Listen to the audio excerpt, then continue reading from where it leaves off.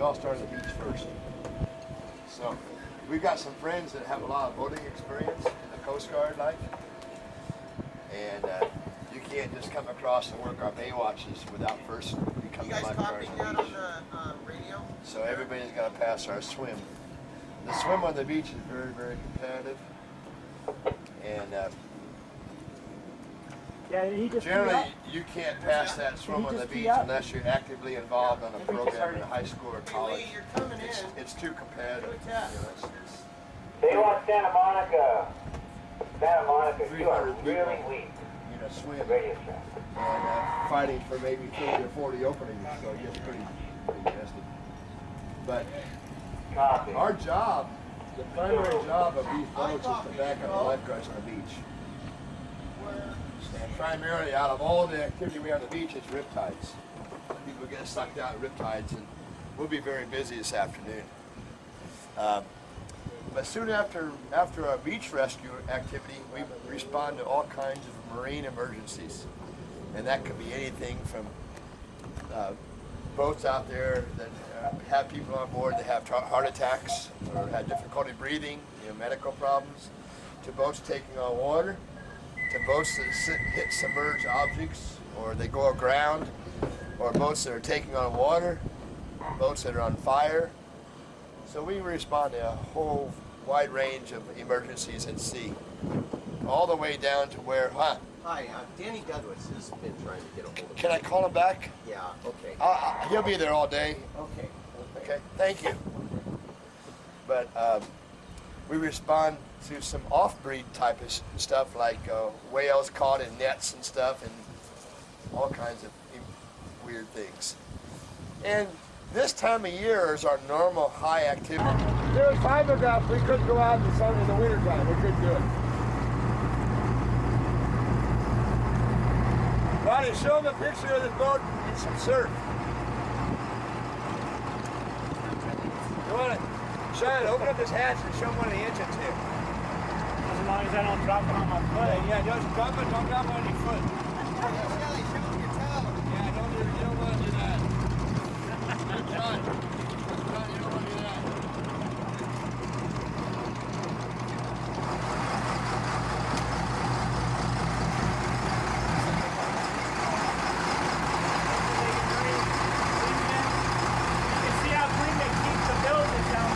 Yeah. The bilge is just basically the bottom of the boat where the engine sits, and keep it clean so if you ever open this up, you know exactly if it's taking on water or not, you know what I'm saying?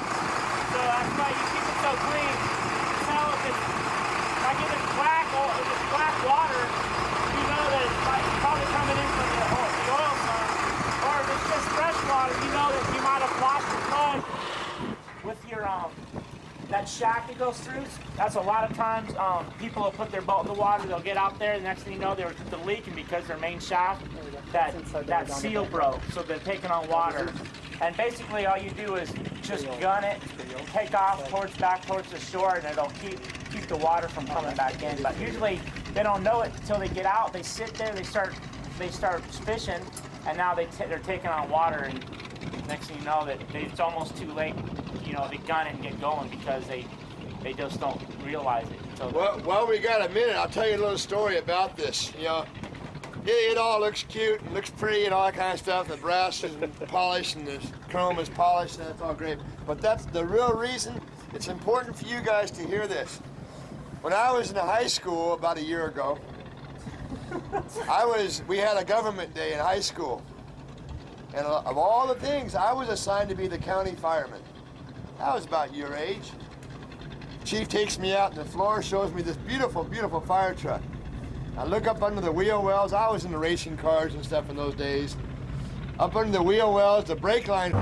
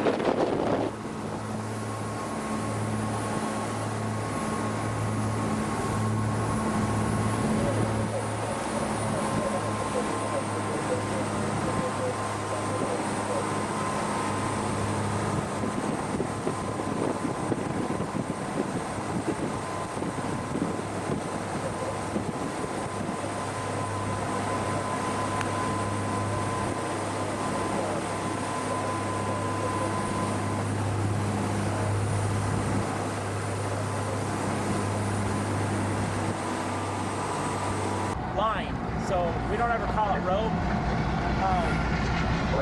It's on a boat. It's like nautical stuff. You never want to grip a rope or get between like the rope. Like, say you're standing over here and you got a rope that's coming behind you. Well, you don't ever want to be between that and the water. You want to be between yourself on the inside of the boat to the midline. In case the rope takes off and starts pulling everything over to the side, it's not going to take you or strap you to the side of the boat. You always want to, like you're carrying a baby is the way you want to handle line on a boat. Because if it starts to take off on you, it's not going to rip out of your hands. But a lot, that's going to be different than if you're repelling. That's a lot different from repelling or rope work on a cliff or something. But yeah, you just want to be. You'll see. They take the basket, put it on deck, and then all the line work is basically just real gentle. There's no need to be grabbing and yanking, except when he does a direct deployment with the basket with the trail line, which I don't know if you're going to see that today or not, but I just thought I'd give you some nautical stuff. Basically, what they're doing up there is they're pretending like we're a boat that needs help, and they're doing a surge pattern, and the computer's running them in a certain position, and then they're going to come down because that helicopter, if once he programs it in the computer, he can let go of the controls. He doesn't even have to touch anything. The helicopter will circle around, and then it'll come down into a 50-foot hover, and you'll never have to touch a control. You can program that all into the computer by just touching buttons and not touching anything else.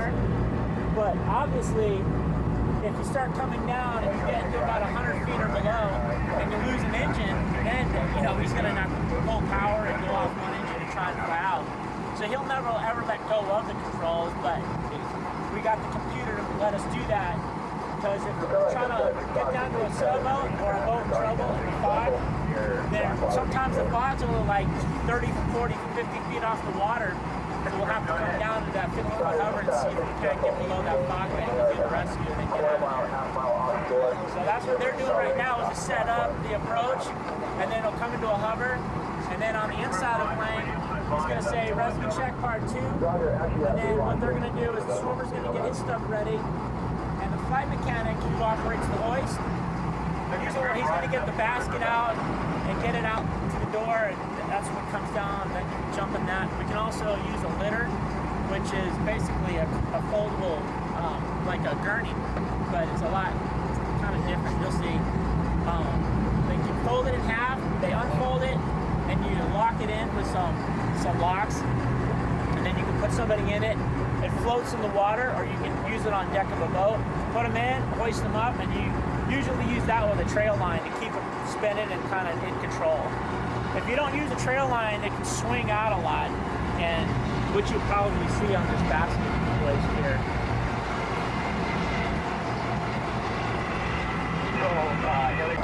We'll see about today, some crews are better than others. You pretty much, it's like, assume you're going to get wet, but today I'm going to do it like this just because, it's just not cold at all. But we basically do this all year round, daytime, nighttime. There's a deep channel out here that... Okay, when we get in the way, come up on this side. The place you want to watch, it'll be on this corner. So you with the camera, stand right here.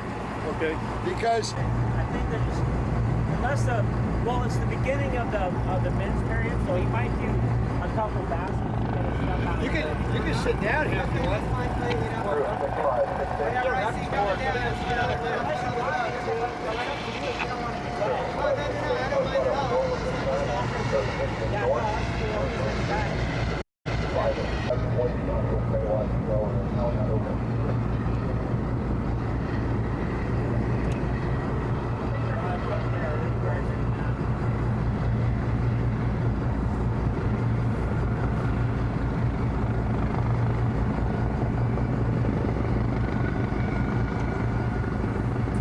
That high pitch of the tail is what really does your ears stand out.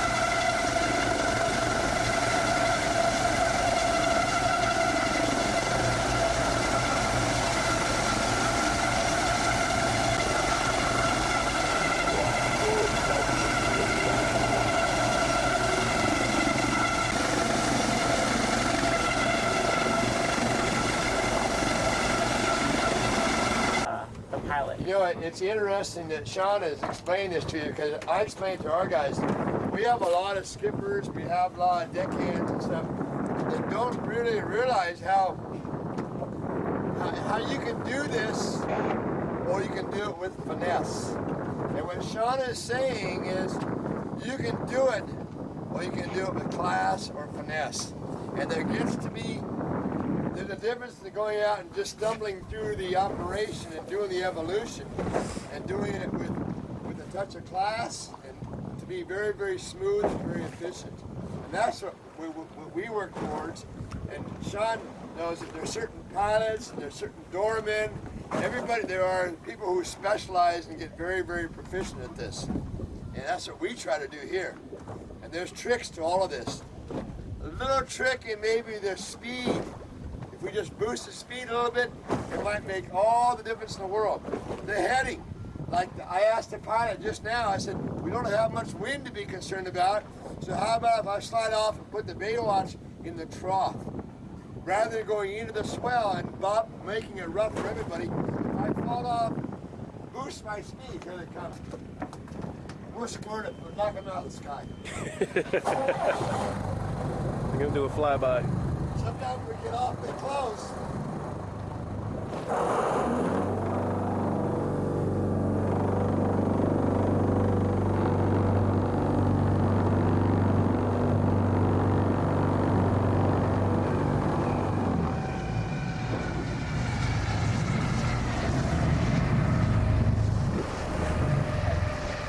Anyway, it's not Miss Gucci maybe, or Miss Thomas? Oh, that's why. Maybe. Yeah, if it's Miss Thompson, then that's why it probably didn't go too smooth. But one thing I will say in her behalf, if she was at the stick, you notice how high she was? We stayed a lot drier. One thing I will say in her behalf, she comes in really high. Well, you know what? When it's higher, it's easier for us. We stay a lot drier. And when we're doing a trail line delivery, it's much easier to pull the basket in if the helicopter's higher. When they're real low, some pilots have to come in real low where you can almost spin the tires. Now, we get soaked down here. Not to mention, it's a lot harder to work the trail line when they're lower. So there's a lot of finesse to have really good depth perception. They know exactly how to stick it. There's some doormen that, I don't know, they must have to, this is the job. And that's what I was telling you earlier. Now, you've just seen a lot of jobs out here so far today. Rescue swimmer or whatever, lifeguard. But these are certainly a lot of options. And I like to tell groups that your age kids, these are just some of the things you can do. My son's in the Coast Guard, and he's a radio operator. So, Group 6568. but we didn't see a trail line today, but we train like this a lot. And one day we had 13 miles at sea at 10 o'clock at night, blowing 30 knots. We had a medical. The guy was on a boat, and we thought he had a stroke. It turned out he was dehydrated because he had been throwing up all day. He was out there and rocking and rolling on the boat all by himself. He dropped his radios over the side. Couldn't talk on the radio. I have comms with Billy here. Thank He you very had much. right side numbness. We thought he had a stroke. Group Rogers, We medevacked him off the boat, but they were hesitant lowering the basket because it was so windy. So they actually took two trail lines and tied them together. It was Mr. Pratt and Patty McFedridge. Patty. And she's a very, very good pilot. She flew in Vietnam. She flew Blackhawks in Vietnam. Very, very good pilot. And we made that hoist off that sailboat in 40 knot winds by tying two trail lines together. That allowed the helicopter to have enough altitude to come into that mast. The mast was probably 50 feet off the ocean. It was a big sailboat. Turned out the guy, all he needed to go was fly to UCLA. They gave him some basically Gatorade. He needed to have his electrolytes boosted. He was out of the hospital the next morning. We saw him in the marina. Guy's fine. So that was a good joint call. And I will say the Coast Guard was a little bit hesitant at first And I go, well, because of the sea conditions, the wind, 10 o'clock at night. But you know, we trained for this. That's what you train for. And we did it. It was a real effective rescue. We'll go up the line a little bit, give you a little view of the area here. See, lions have ears on the outside. The seals only have little holes with the flaps. They don't have any flaps like we have. Up in their front feet, on their front flippers, they stand up. Seals can't do that. These guys have bones in their front flippers. They're very, very good climbers. That's why they can sit up. We'll get over there closer to them. But you guys, as we get closer, you see their ears.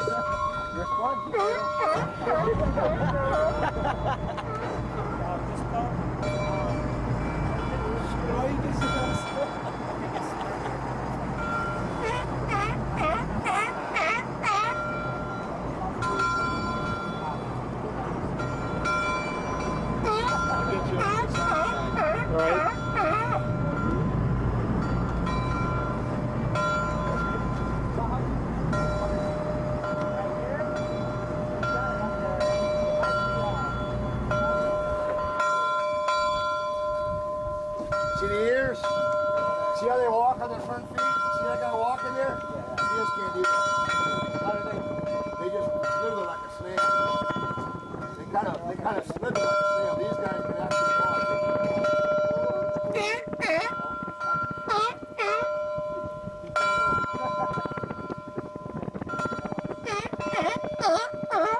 Hey guys, get off my buoy. Just sunning themselves. They'd be on the beach if we let them, but every time they want to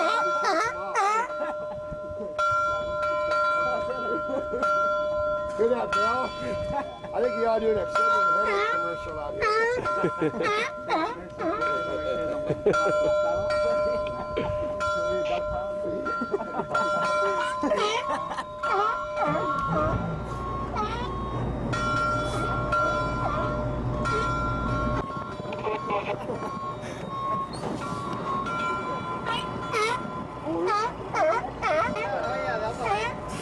I caught a baby one time in Redondo.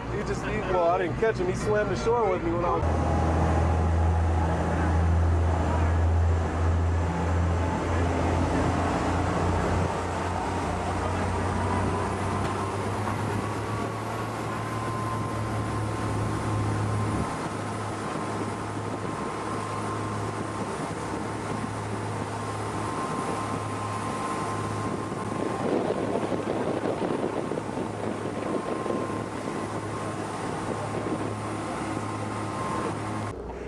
These knuckleheads.